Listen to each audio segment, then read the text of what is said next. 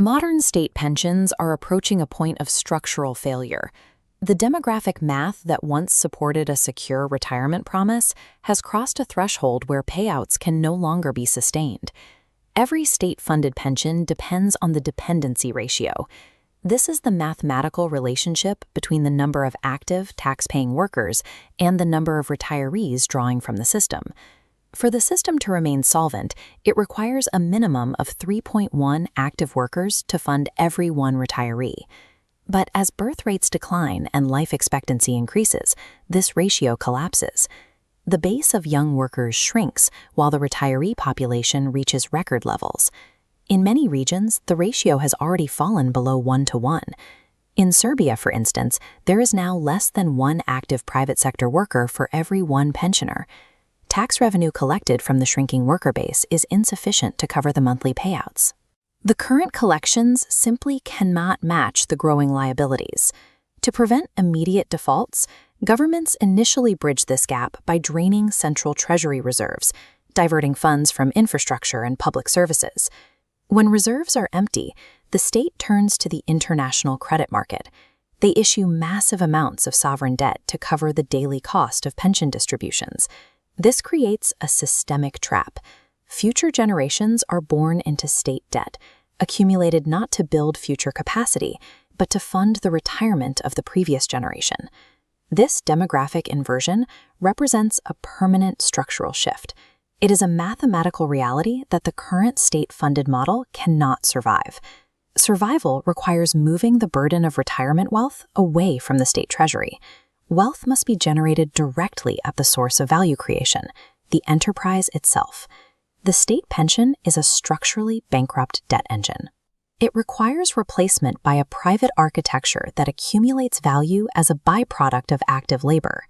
This alternative architecture shifts the responsibility for retirement directly into the corporate structure. A mechanism for this is continuous reprivatization, a process that systematically transfers equity from the company to its employees. Labor compensation is split into two distinct streams, known as the dual paycheck. The first stream is the standard cash salary. This is the liquid capital used for immediate day-to-day living expenses. The second stream is a microscopic, legally mandated annual distribution of the company's total equity. This system is driven by a precise mathematical engine. Every year, exactly 1.78% of the company's total equity is transferred. That 1.78% then flows into the portfolios of the active workforce. Distribution is proportional to each worker's cash salary. Those with higher wages receive a larger fraction of that annual equity transfer. This is a structural right of employment. It is not an optional stock buy-in program or a discretionary bonus. This equity is drawn from a pool of unprotected shares held by long-term investors and founders. When a worker first receives their shares, they are classified as protected for a 5-year grace period. This ensures their initial holdings are not immediately diluted before they build a baseline. Because the annual transfer is less than 2%, the impact on the founders is minimal in the short term. They retain control while the business continues to scale. This turns every employee into a shareholder. Wealth is accumulated simply by maintaining active employment, creating a path to retirement independent of the state. A 1.78% annual transfer seems small, but over a full working career, the cumulative effect is significant. The math is specifically engineered around a 40-year life cycle of corporate equity. We model this plotting 40 years against equity percentage.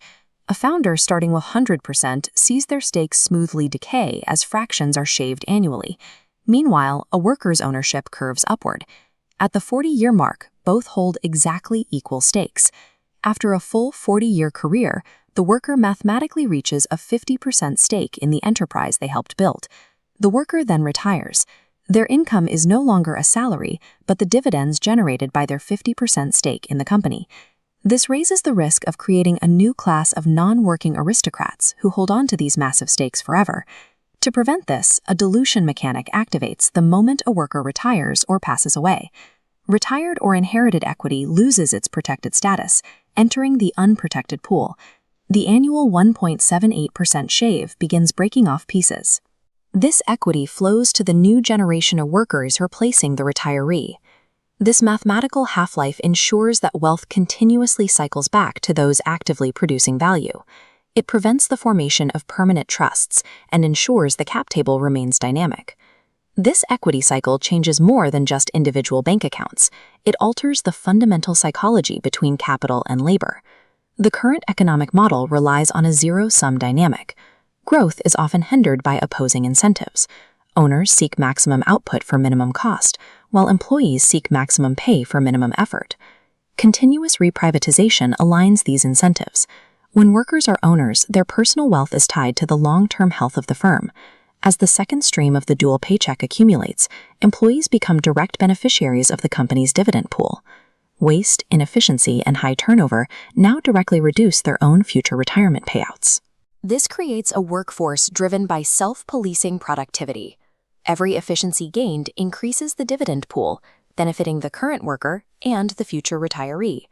From the founder's perspective, owning a smaller percentage of a high-efficiency company is often more profitable than owning all of a stagnant one. The aligned labor force drives exponential growth.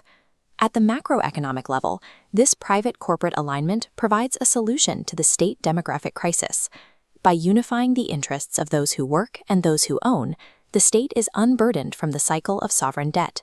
This shifts the weight of retirement from the taxpayer to the source of private value creation.